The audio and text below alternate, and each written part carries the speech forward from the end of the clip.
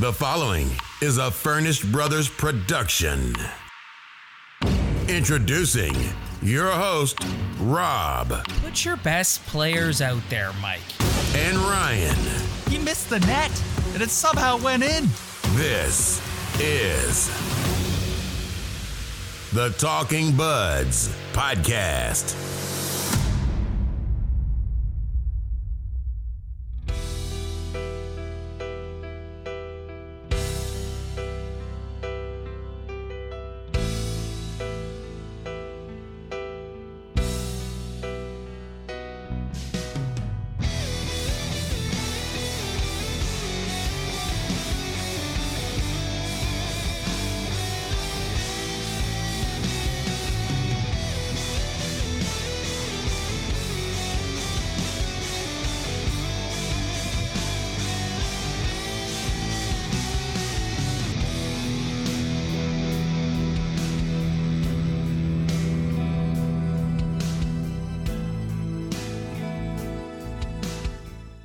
We are finally back.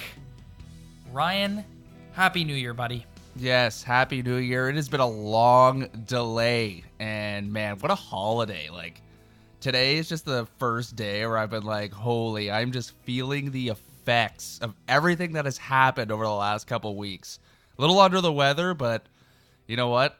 I'm going to fight through today. Yeah, no, I'm going to fight through today, and we're going to put on a little podcast and talk some Toronto Maple Leaf hockey.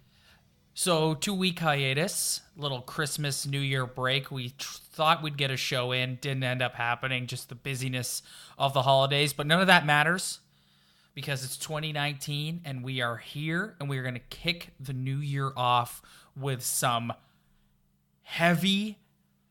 You're going to have to talk me off a ledge a few times in this episode, Rye. Well, man, I might be right there with you. It depends what kind of takes you have or what stuff you bring up, because there's a couple things that I'm not too happy with too, but let's get into it. Let's see where this thing goes.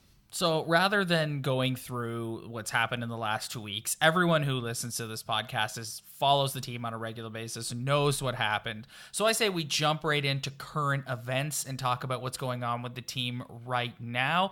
And what happened earlier today was the Maple Leafs took on the Minnesota Wild at 2 o'clock this afternoon in the Next Generation game. Ryan, what did you think about the Next Generation game? You know what? It was like fun on the surface, but I want to hear like someone in the front office like give me the goal of putting this thing on. Like, what was the goal of having this like Next Generation game? Like, what are they trying to get out of it? I think that maybe Dubas and Shanahan are smart enough to realize that the league, predominantly the league, and maybe a little bit of the organization, MLSE specifically, isn't perceived to be the coolest thing in the whole entire world. Like, especially when you compare it to something like the NBA and how the NBA is like the young NBA fan base is just so much more up on what's going on than the young NHL fan base. So I think it's their attempt to sort of we go on and on and on about the boardroom that is Scotiabank Arena, particularly during a weeknight game. So I think it's an opportunity to get the suits out of there and get the kids in there. And it made for a pretty fun environment. I gotta tell you, Ryan, I loved it. I loved the Fortnite graphics. I loved the kids on the broadcast and on the ice. Anything different and new. As long as this league tries to do something new, I'm all for it. Because you've heard me go on and on and on about how boring and dull the NHL can be. So if they want to try new things, I'm all for it. Yeah, it was fun. I enjoyed like the little girl who was with Christine Simpson doing all like the Abigail. Yeah, like she was great. She was excellent. The kid who was in the dressing room with Babcock and like calling out the lines, that was pretty fun too. But I think the difference with like, you look at the NBA, you mentioned the NBA, is like they're just so social media driven that it's so easy to attract like younger fans because all the players are so active on social media and they get so much attention. So I can see them thinking about this being like, yeah, we want to push kind of a younger generation of fans, and it did make for a little bit better atmosphere. But next game at the Scotiabank Arena, like, it's going to be the same thing. Like, it's going to be all the suits back in there. Like, I don't think it's pushing kids to be Toronto Maple Leaf fans. Like, if you're a kid growing up and your dad or your mom or your brother, like, religiously watches the games, like, you're going to get attached to your favorite player. It's probably going to be Marner. It's probably going to be Matthews or Morgan Riley. And you're just going to really like the team because you probably play minor hockey or you love hockey and you're just going to get attached to it. So I don't know if it's like did such an amazing job of like attracting new fans, but I totally get and understand and agree with your take on how it was nice just to have kind of a different vibe to a Leaf game than how it usually is, because even like the broadcast is always like really serious, and MLSE and hockey is always really serious and not a lot of fun. So I think it worked in that case. So let's get into the game a little bit. Leafs end up losing 4-3 to the Minnesota Wild. Ryan, if I'd asked you 2 weeks ago, who's Michael Hutchinson, what would your answer have been? I would say I knew who Michael Hutchinson was. He played for the Jets for a little bit, and he's been with the Panthers, as you saw by his goalie equipment today, and I felt bad for the guy. You can't be anything worse than when you're a goalie at a new team and you're just rocking the old pads. Like, I would lose all my confidence if we're rocking those Panther pads playing for the Leafs. And the plain white mask with just the logo on it. Yeah, just the little sticker logo on the side. Yeah, but no, I was aware of who he was. I knew he played for the Jets for a little bit and with the Panthers, so I knew who he was, and I was expecting I had no expectation for him coming in. I didn't expect him to put on a show. Like, it's a tough situation to be put in. They just acquired him. Like, they're coming off kind of a lengthy break, so it was kind of a tough situation to put the guy in for this game. So the game was pretty exciting. Marner scores twice. First goal was 7 seconds in. Like, literally right off the opening faceoff, just goes in and scores.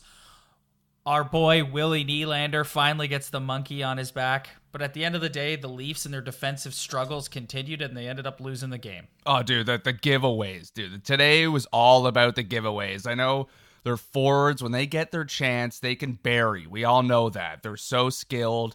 When you give them a chance, they can score. But, man, they were just in their own end.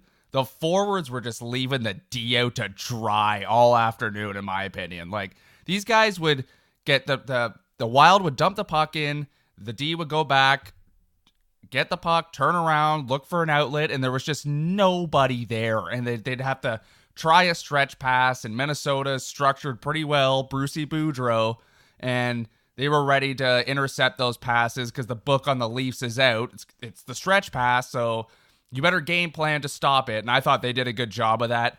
And they're a team that has, like, they have no, like, super skilled hockey players, no young and up-and-comers. Like, it's still got the Zach Parise, Ryan Suter kind of old core.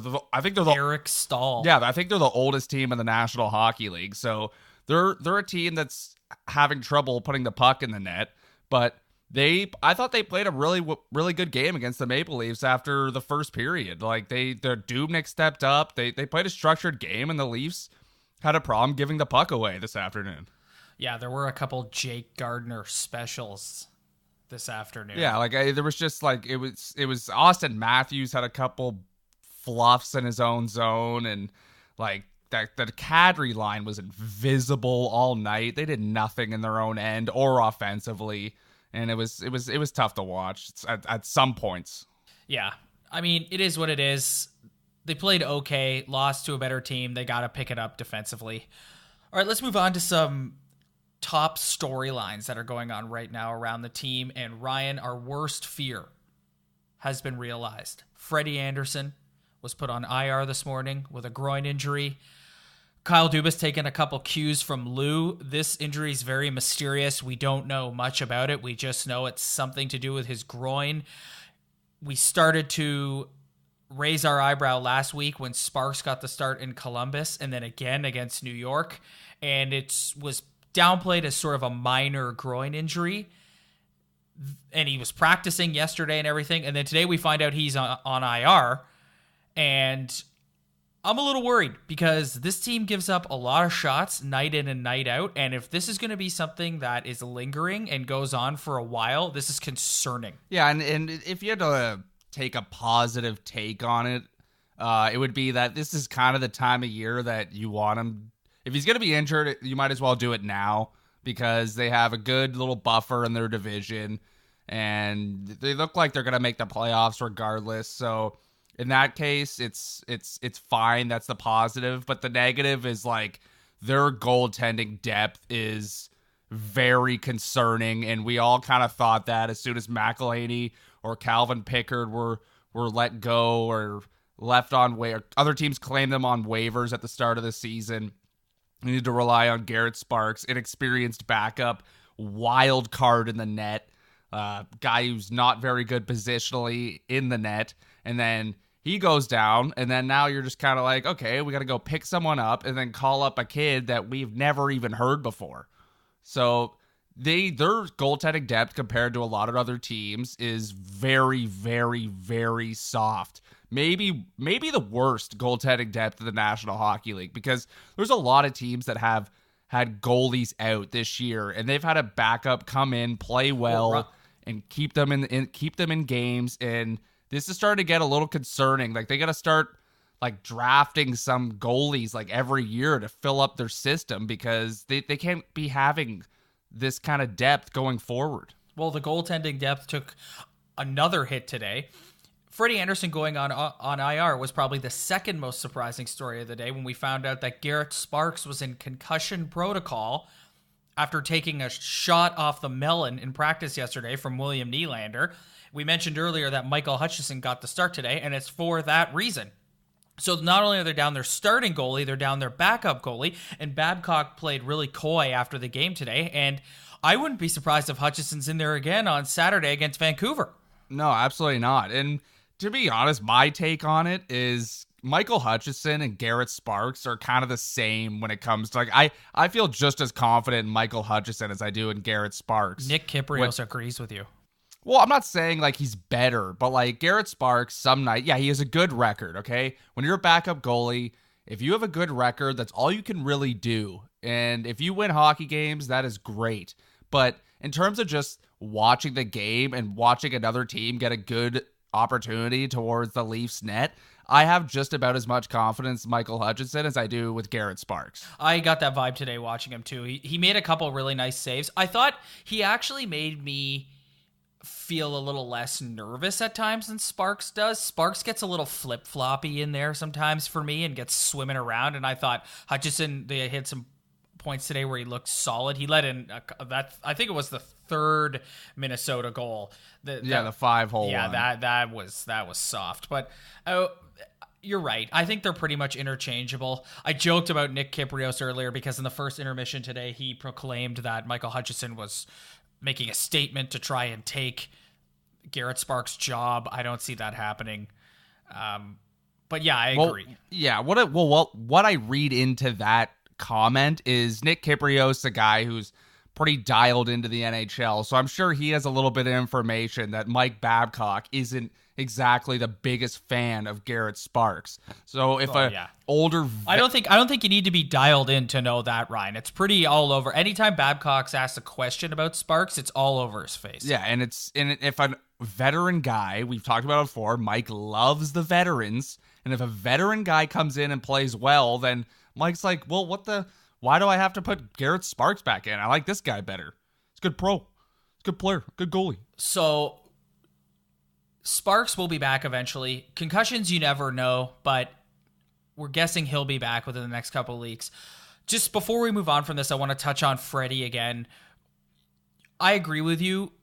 It is probably a good time to rest him, and especially because a lot of the criticism of Babcock the last couple of years is how much he's overplayed Freddy, so maybe in the long run this will help him out going into the postseason. But this team gives up shots. Like, halfway through the game today, Ryan, they'd given up 30 shots. Like, this, if they don't have Andersen for an extended period of time, I don't, it makes me nervous, man. It makes me nervous. Yeah. Well, they're done. They have no chance. It's obvious. If he's not around, especially when it comes to big boy time, then they can't win anything. Like, he's the guy who's back there who's got to stop all those shots and stop all those opportunities and give them a chance to go back down the ice and score. So they don't have him. They're done. Anyway, we'll have to wait and see how this shakes out. I hope for the best, man. My heart dropped today when I saw Andersen was placed on IR, but I'm not going to panic.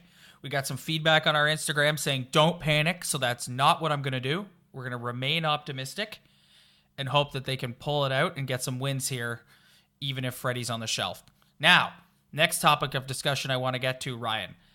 The ever-polarizing NHL All-Star Game. Let me tell you, I have been taken aback in these last couple of days at how many people this matters to and care about this. Austin Matthews and John Tavares will be the Leafs representatives at the All-Star Game. That's not the story. The story is Mitch Marner, Morgan Riley, Marner more specifically being snubbed. I agree. Mitch Marner absolutely deserves to be in consideration for the All-Star Game. But does it really matter? I think if I had to, I've been thinking about it too, because you asked me this question earlier. We were texting back and forth, and I feel like we look at a guy like Ovi. Ovi was like, I'm sorry, no, I'm not going. I'll take the 1-game suspension that they hand out if you don't go. And he's like, I don't care. I'm Alexander Ovechkin. I'm one of the greatest goal scorers in the NHL. That's absurd that you get a 1-game suspension for not going. Well, it's like this is the showcase of the league. You gotta come showcase your league. And it's like people who aren't hockey fans, like they're not watching the All-Star Game. That's the thing. The All-Star Game is like not to sound like unprofessional here, but the NHL All-Star Game is so lame. Like, dude, all All-Star games are lame. Every single All-Star game in every league, other than maybe baseball, is lame, dude. Ryan, the skills night of the NBA All-Star Weekend is the best All-Star festivity there is amongst the big four. But I'd make the argument that the NBA All-Star Game is worse. In the Pro Bowl, like. That's terrible. The Pro Bowl's awful. Yeah, so All-Star games in general are pretty lame. And when it comes to Marner, I think if you haven't gone yet, and all your like Matthews I think it's Matthews' 3rd time going already. So I think Mitch would be happy to go once. He wants to experience it once. He wants to be an NHL All-Star. At the end of your career, they always name your accolades. This guy won a cup, Conn Smythe, whatever, and he was an 8-time All-Star. And Mitch Marner, if you're really dissecting it, should 100% be the number 1 guy for the Leafs when it comes to being an all-star this year. And I feel like for your first time, you kind of just want to go experience it. But after you do it once, I feel like if I was an NHL player, I'd be like, honestly, man, like I'd rather go spend a week with my wife or my buddies on vacation. Take the break, rest your body. Exactly. And you know what? He might feel that way. He might be like, you know what? It doesn't really matter to me at the end of the day. But I feel like at one point, he's going to want to go once. And I have a feeling he's going to play like he is playing this year for years to come, so he'll have the opportunities. But it's just, I don't know. At the end of the day, it really doesn't matter too much. He's been asked about it enough times over the last 2 days, and it doesn't seem like he's upset about it in the slightest. No, and like you look at Patrick Kane, he made some comments saying how he thinks it's a joke how every team should be represented, and he name dropped like Marner and Riley, being like, those guys should be all-stars. Like, there's no reason for those guys not to be all-stars, but since you got to make it fair and have every team represented, which I get, because if you're like a Joe Schmo team, you're really gonna have no interest in the All-Star Game if you have like no one to root for. Well, if you remember the first year Babcock was here, Leo Komarov was the Leafs representative in the All-Star Game because they had nobody else to send and there needed to be a Leaf representative. Yeah, exactly. Like that's like kind of a joke. If you It's like a think total about joke. it. Like Leo Komarov can barely get minutes on a 3rd line in any team in the NHL. Like so that's just the way it is. It's the way it goes. I'm sure he's not gonna ruin his good night's sleep thinking about it. But I'm sure in the back of his mind, he's like, I just want to go once and then experience it with all the other best players or most popular players in the NHL. Matthews has cooled off a little bit recently, and Tavares has been spectacular all season long, so no issues there for me. Any comments on that? No, I think it's whatever. Like, Austin Matthews is just the most popular player, most recognizable face, so he's going to be the guy everyone always looks to. He is the most jerseys, and John Tavares is on a career year, so Yeah, you can't like complain about who's going. Like, really, Freddy Andersen should go too, but he's injured. But you look at the goal, like Carey Price and Jimmy Howard, like they haven't even been close to Frederick Andersen this year. So, like, you could have this debate in any division, and it's just whatever. Let's move on. What's up, everybody? Thank you so much for downloading the show. Don't forget to give us a follow on Instagram at Talkin' Buds Podcast, on Twitter at Talkin' Buds Pod. You can download the show on iTunes, Stitcher, YouTube, and TuneIn. Spread the word. Tell your friends. We really appreciate all the support. Thanks. Now, let's get back to the Toronto Maple Leaf Podcast for all the buds. This is the Talking Buds Podcast.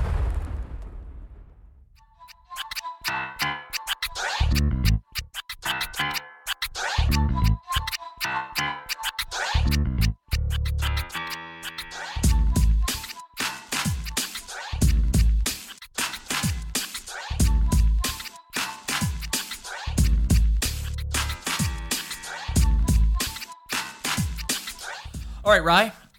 New year, 2019. I'm going to try and be a little bit more. Some of the feedback I'm getting is I'm negative. I'm too negative. I'm a negative guy. I'm the negative bud on this show. So I don't want to frame this negatively. As you know, I love the team. My hopes are astronomically high, just like everyone else's. But I want to do sort of an encompassing State of the Union type conversation. And where I'm going with this is, you and I watch every game. I've watched every single game so far this season. And the way this team is currently constituted, I think they have to do something. Like if they believe what everyone else believes, and I know you're on record on the show saying that you don't share this, that it is what it is and not everything rides on this year. And I agree with you to an extent, but I also think that you've got a chance to take a shot this year and really go for it.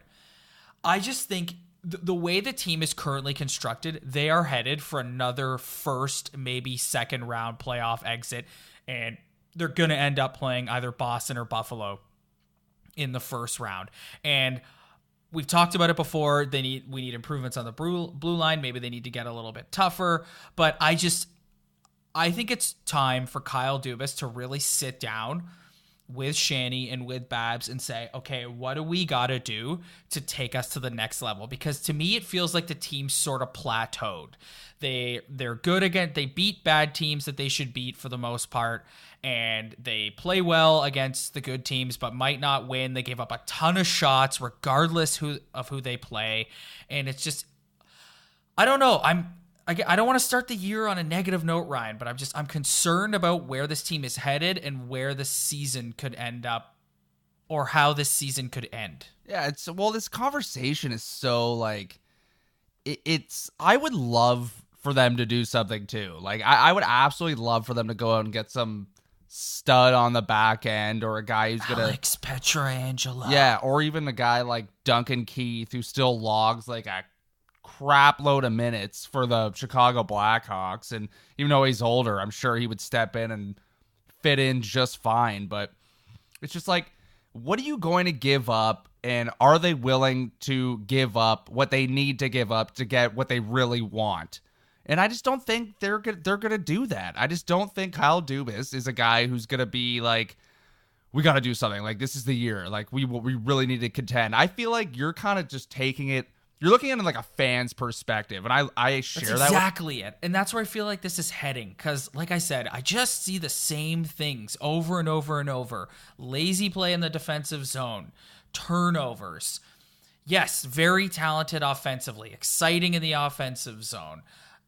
Freddie bails them out more often than not. And I just don't think you can aspire to win a cup playing the way they're playing. Yeah, and I think anyone would agree with you, to be honest with you. Like, if you're so optimistic, they're like, this is the year they're going to win the cup, then you're just a serious optimist, and good for you. But that's a fan's take. Your take's a fan's take, because we invest our time, our personal time, into watching this hockey team play multiple times a week, and we're missing out on other things because we care about this hockey team so much. We do this podcast, and it's like, We don't want to like waste our time, and we're so sick of not winning a Stanley Cup in this city or not like advancing in the playoffs in this city that you just want it so bad. You want to get there. You'll do anything it takes or anything in your mind that you think that they need to do in order to make that leap. But I'm with you in the fact that they don't have the team this year, because you kind of get that, like, Tampa Bay is so far and away. Tampa Bay didn't have one regulation loss in the month of December. They went like 13-0-1. Like, they're on a different level, but at the same time, they've been building a lot longer than the Leafs have. Steven Stamkos has been a Lightning for a long time, and Nikita Kucherov has just been on top of his game for only like 2 or 3 years, and they got Braden Point. He's just stepping up right now, being an elite hockey player. So I feel like in Kyle Dubas's mind, he doesn't care about our fan takes. He's going to do what he has to do to like keep his job, keep the team on the right track, whatever way he sees fit for that. And he's going to just not make any rash decisions. Because I see maybe in 3 years from now, even though that's so far away, like thinking about 3 years from now is like almost makes me sick. But he's going to do what he has to do to keep this team on track. And maybe 3 years from now, if he's still the general manager and they still haven't won a Stanley Cup, then to me, that's the point where he's going to like, okay, I've been here for a long time. We haven't done anything, so I'm going to make that move. But I feel like in his first year as general manager and where they are in the standings right now, that he's just not going to make the move that we all want him to make this hockey team better or more of a cup contender. He's going to probably just embrace the playoff failures, because Mike Babcock always says, like, you got to go through it. You got to lose in the first round a couple times. You got to lose in the second round. Case in point, the Washington Capitals. So I just don't think he's going to do what we want him to do this year. I hate to make this comparison because it's different leagues and different salary caps and just different variables. But like, you look at the Raptors, right? Like, I believe the Raptors have a legitimate chance to win the NBA championship this year. I believe, and I know you get Kawhi Leonard, and the next year it's totally different if he leaves and all that sort of thing. So it's a totally different circumstance. But the feeling I have when I watch the Raptors is this team has a legit chance to win it all this year. And I've watched every Leaf game, like I said, and I don't feel that when I watch them. I just don't, and it bums me out. And you're right. I think Dubas and Babs are playing the long game here, and it's about development, and it's about we want to be a contender. Like, they're not going to push all their chips in the middle, because what the Raptors have done by getting Leonard is they pushed their chips in the middle and said, we're going to try and win a title this year. And to your point, I don't think Dubas and Shanny and Babs want to do that. I think they want to play the long game and be contenders for years to come. But I still don't, like, when it comes to the blue line, nobody's coming. Who's coming? Like, who from the Marlies is going to come and step up? Like, sure, Dermott is only going to get better, and maybe one of the kids at the Marlies pans out or whatever, but there's no stud difference maker coming. No. And I think, yeah, so it's like, do you look at trading some draft capital? Do you look at moving, I don't know, I hate to say it, William Nylander?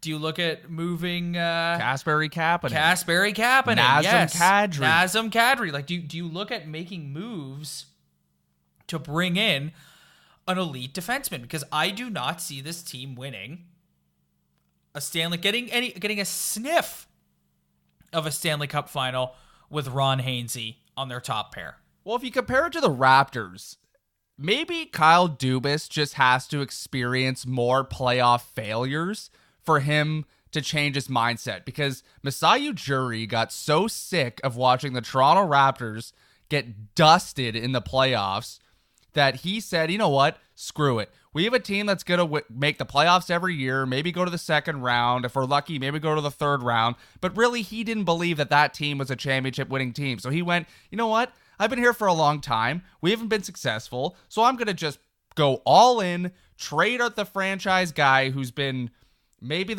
probably the best Toronto Raptor ever. And I'm going to take a chance with one of the top 5 players in the NBA.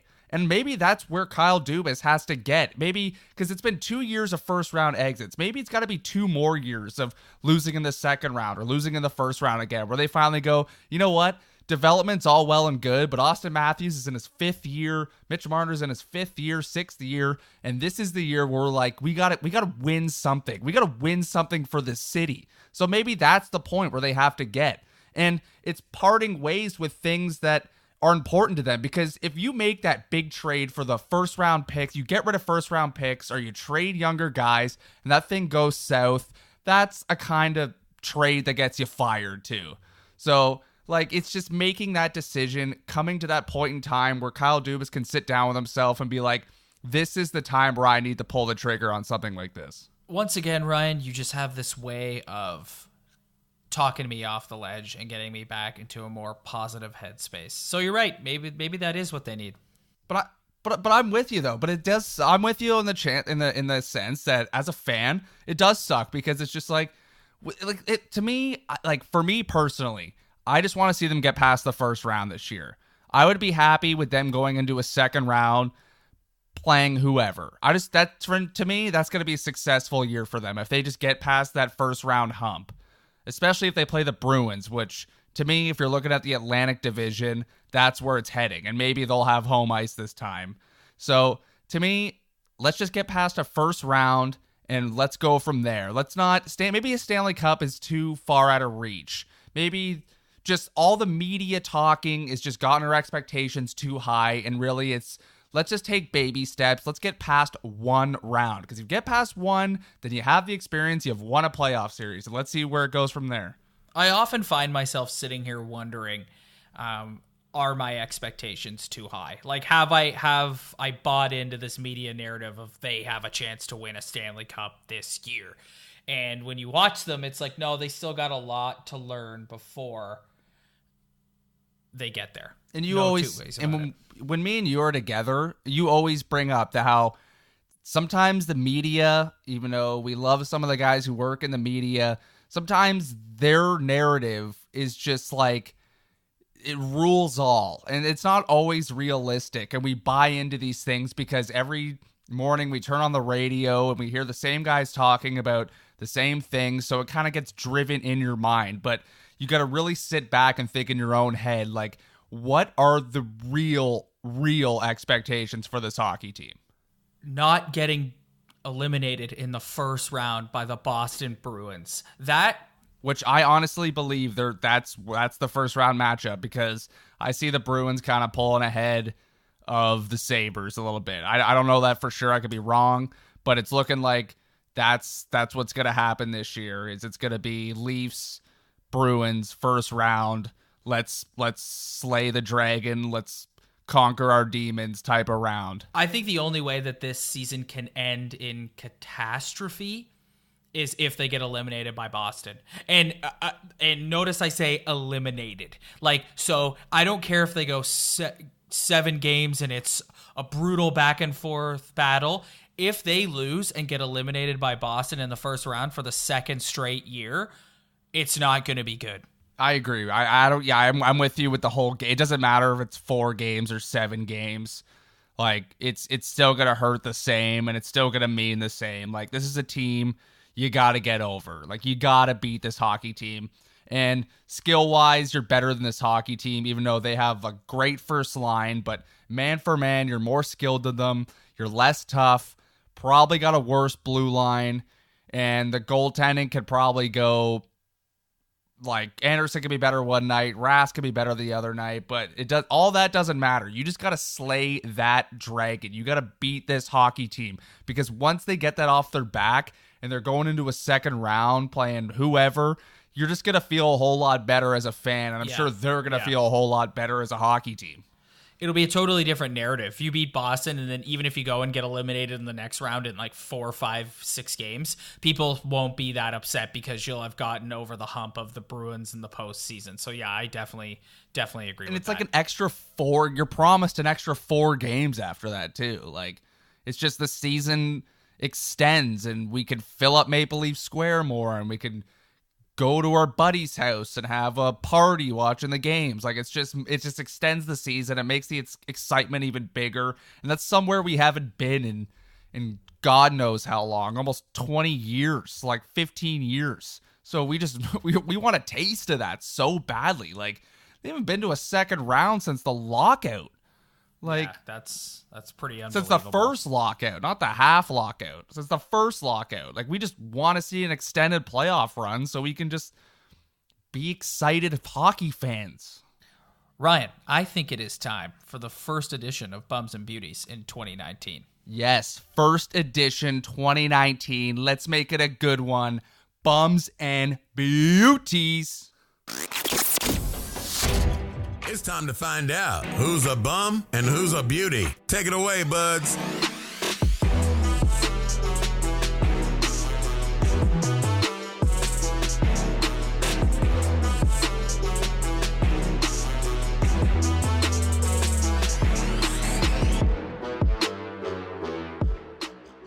You heard it, Bums and Beauties 2019. Ryan, we just had kind of more negative conversation, so let's start positive. Who is your beauty of the week? My beauty of the week is the fourth line call-up, Trevor Moore. Oh, that's a good one. That was one of mine. I got a list here, and he was on my list. And you know what? I chirp people for like caring about the fourth line and like being like, oh, this guy's a beauty. He plays on the fourth line. And sometimes we glorify players who used to play for the Leafs who are just good checkers and not really superstars. But I just think he's my beauty of the week because you knew nothing about this kid. Like, you don't even know his name. Like, I'm sure there's a lot of people who are like, Trevor who? Like, I've never heard of this guy in my life. But we're in number 42 always throws me off because of Bozak. Yeah, he could probably use a number change. But I just like how it's a kid you've never heard before in your life, and you're just watching him through the first couple of games he's playing, and you're like, you know what, this guy's pretty good. Like, he could skate, he's set up, like, if any guy could set up Freddy the GOAT for a couple goals, like, you know, he's a pretty decent hockey player. And he's getting that fourth line going. Personally, I think he's better than Tyler Ennis, even though he's played a small sample size. But he gets into the corner first, he skates hard, he makes other players on his line better. They spend more time in the offensive zone with him on that line than they have with anyone else on that line. So I just like how he's a nobody that we didn't know anything about who can come up and you can notice kind of an impact that he's making already. So Trevor Moore, you're my beauty of the week. And he's an AHL All-Star. I think he's leading the Marlies in points. So you're a beauty. So I'm going to have a bit of a theme to my Bum and Beauty this week. You'll probably pick up on it after I'll try and weave them together, I guess. My beauty of the week is whoever came up with the idea for this next generation broadcast and theme. I thought it was fantastic. Like I said earlier, I thought the Fortnite graphics for all the players was fantastic. I thought having the kids get on the ice and being introduced as the next generation was fantastic. The whole thing was fantastic. I loved it. New ideas, introducing new creative things to do, ways to enjoy the game is something this league sorely needs. So I loved it. I thought it was really fun. I had a smile on my face for 2.5 hours, even though they lost the game. So whether it was Kyle Dubas, Brendan Shanahan, somebody in the marketing department, I don't know, whoever you are that came up with that idea, you are my beauty of the week. I loved it. Yeah, they pulled it off well, and they have the financial wherewithal to pull it off as well. So good on them. My bum of the week is Greg Millen. Last week, during the Detroit Red Wings game, Greg Millen was asked. Ryan was in the room with me, and my jaw just about hit the floor when this happened. Greg Millen, who's a perfect professional, don't know him personally, I'm sure he's a really nice man. It's not necessarily about Greg Millen himself, it's just what he said. He was asked if he could change anything in the NHL heading into 2019, and one of the things that he said was remove the technology from behind the benches. As I just said in my previous beauty of the week, this game needs to progress. It needs to move forward. It needs to be modern. It needs to be young and fresh and exciting and new and sexy and fun and whatever. And you've got for all intents and purposes, an old guy in between the benches talking about removing the technology. The coaches have to focus on coaching. They don't have time to look at the little screens back there. And it's just like that comment is everything that's wrong with the National Hockey League right now. And I don't think it was a very smart thing to say. I think this game is in desperate need of growth, and having somebody make a comment like that just it sheds such a negative light, and I completely disagree with it. Having the iPads back there is fantastic for coaches to get a closer look at things if they want to make a challenge. Marner or Matthews have a shift where they miss a shot on net, so they can come and they can watch what happens, so next time they can go out and correct their mistake they just made, what have you. It's absurd to allow somebody to say that. I was not a fan of it at all. So Greg Millen, I'm sure you're a perfectly nice man, but for making that comment, you are my bum of the week. And it was just like get rid of the technology. It's like you're just showing you're showing your age if you're just calling it like technology. It's not like get rid of the tablets or the iPads. It's like get rid of the technology. Yeah, just going on about how in his logic, the coaches need to coach back there. They don't have time to be looking at the little screens. It's like, Greg, it's not 1978. Yeah, it's 2019. Technology is your friend. Yeah. This is absurd to make that comment. Yeah, technology is like everything in 2019. Like everything is technology, and you want to get rid of the technology and go back to the good old days. Yeah, that Ryan encompasses everything that's wrong with the National Hockey League. It's so bland and outdated. Old. It's so dated. It's run by a bunch of guys who are older men, and you talked about your beauty of the week, and I'm sure that was Kyle Dubas' idea, because he's a young dude and he would think of something like that because he's a smart guy with the next gen game today. And it's guys who are kind of in their older years, and they just don't have any new, fresh, appealing ideas for people that are my age or younger. Like, they just don't. And calling it technology is just like, whoa. I've said repeatedly on this show that one of the reasons why I loved the promotion of Kyle Dubas was it's a new, young guy with fresh ideas and fresh, youthful eyes on the game. Not the same good old boys club, some recycled GM who's been around the league for 20 years. So anyways, that's enough of that. The NHL needs to grow and progress, not regress. Ryan, who is your bum of the week? All right, my bum of the week are World Junior fans of Team Canada. Oh. And anyone who knows me well knows that I am not a fan of this tournament in terms of just like bleeding red and white. Like, I love being Canadian. I'm proud to be a Canadian, but I'm not going to sit on my TV during my Christmas break and pretend that my allegiance to this country depends on a bunch of kids in high school. Like, no, I'm sorry. And the fact that this team lost yesterday, so what?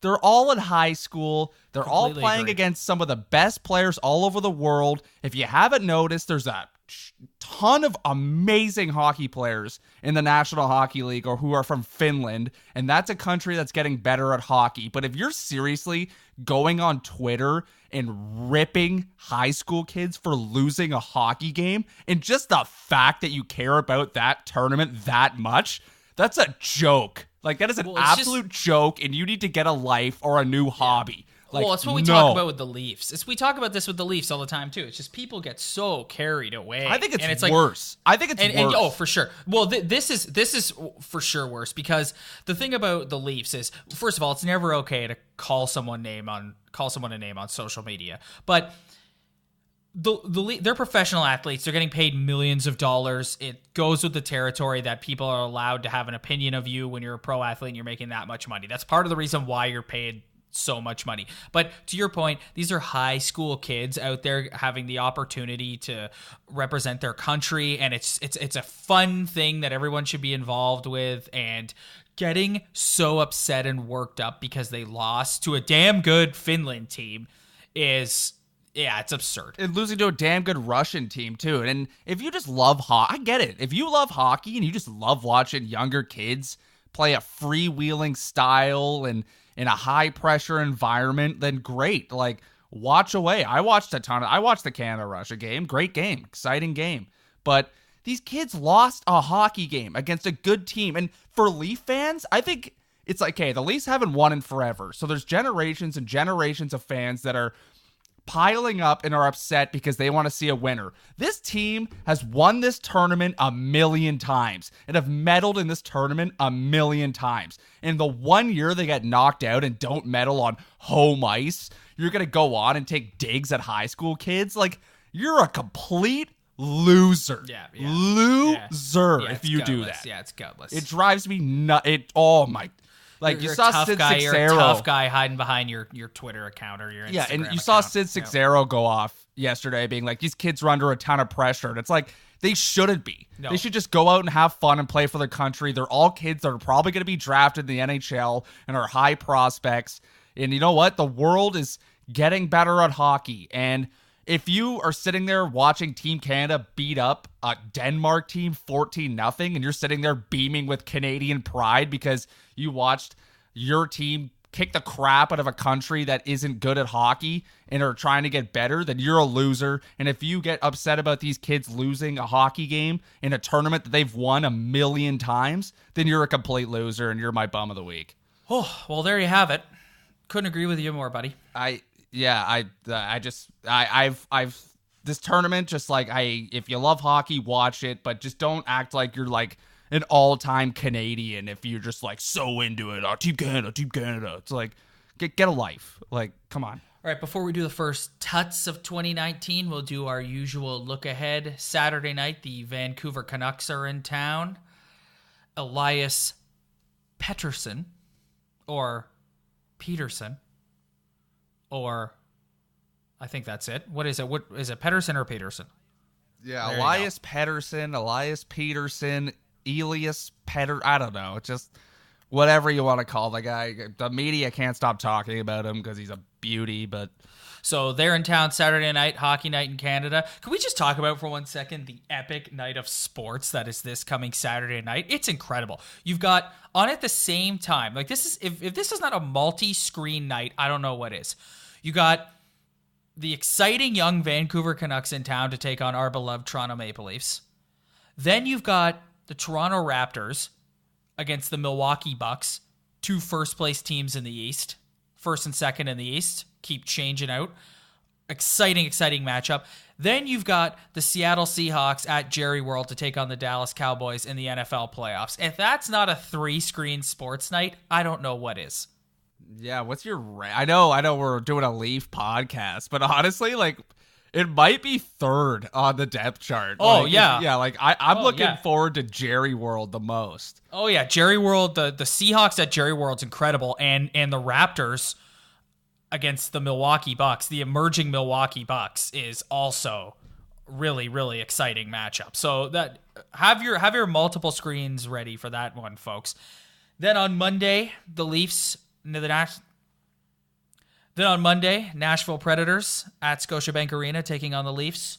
Oh, that's a tough one. Yeah, we will be coming at you with episode 14 after that one. We took a 2-week hiatus, so we're gonna pump 2 episodes out within a matter of days here for all the buds. Any comment on the upcoming games, Ryan? No, I'm the Vancouver, dude. They're a surprise hockey team. You look at the Western Conference standings; they're right there in a wild card spot. Like, they're not as bad as we all thought they were going to be. Exciting young hockey team. Like, just and the Nashville Predators, we know what they are. They're a great hockey team as well. They're one of the best teams in the West, right behind the Jets in the Flames. So it's 2 tough games coming up. It's no walkover. Like, it's. You gotta come out and play better, give the puck away less, and play your game, score your goals. Don't give us as many shots, even though we know that's not going to happen. But it's nice to talk about it and hope that it's going to happen. All right, it's time for the first edition of Totally Unqualified Takes in 2019. It's time for Talking Buds, Totally Unqualified Takes.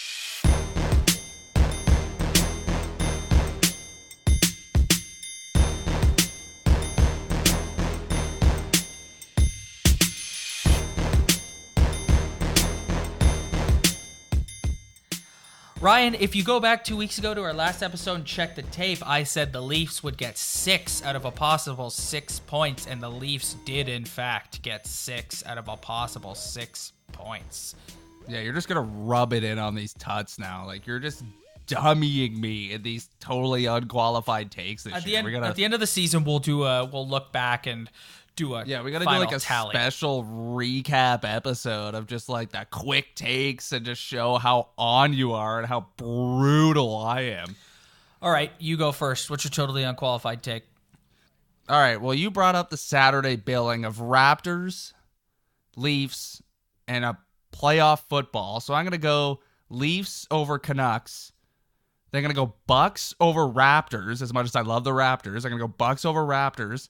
And they're going to go Cowboys over Seahawks, which is a dangerous pick, but I'm kind of just picking it because I want to see it happen.